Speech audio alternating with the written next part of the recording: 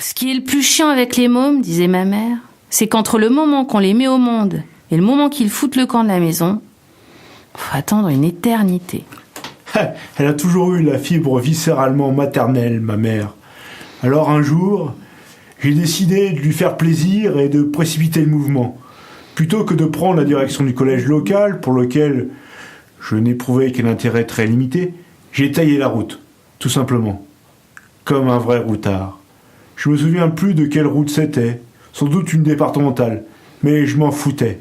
L'important c'était de filer droit devant sans se retourner, comme on dit dans la chanson. Et c'est ce que j'ai fait.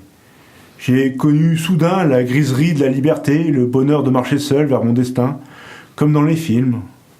Le premier soir, quand la nuit est tombée, je n'ai rien trouvé comme un bruit. J'ai continué mon chemin sous la pluie. Pas longtemps, hélas. À l'entrée d'un village, je suis tombé sur une patrouille de flics. Évidemment, ces messieurs se sont tout de suite intéressés à moi. C'est pas que je sois particulièrement attractif, mais c'est vrai qu'un gamin de 13 ans qui se balade la nuit sur une route déserte, ça peut inciter à poser des questions.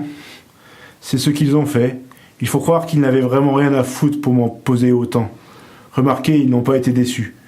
Pour mon âge, j'ai pas été trop coopératif. Je leur ai bien pourri leur petite soirée en amoureux aux deux pingouins. C'est comme ça que je suis revenu à la case départ. Quand elle m'a vu débarquer du fourgon, j'ai cru que ma mère allait tourner de l'œil. Faut la comprendre. Elle croyait, la sainte femme, être débarrassée une fois pour toutes de son rejeton. Et voilà que deux crétins en uniforme le lui ramenaient le sourire aux lèvres. Pas possible d'être aussi con et de se faire choper, elle a dit ma mère. Nous en sommes restés là. La vie a donc repris son cours, sans un mot, un peu plus terme qu'avant. Mais lentement, imperceptiblement, le quotidien, la routine et la lassitude l'ont emporté. Un jour, j'ai constaté qu'il n'y avait plus rien entre elle et moi. J'ai su que le moment était arrivé. Le matin de mes 18 ans, je suis allé au tabac du coin, lui acheter ses Lucky Strike, comme d'habitude. Quand je suis revenu, elle dormait encore. J'ai refermé la porte de sa chambre, et ce coup-là, j'ai pris le large pour de bon.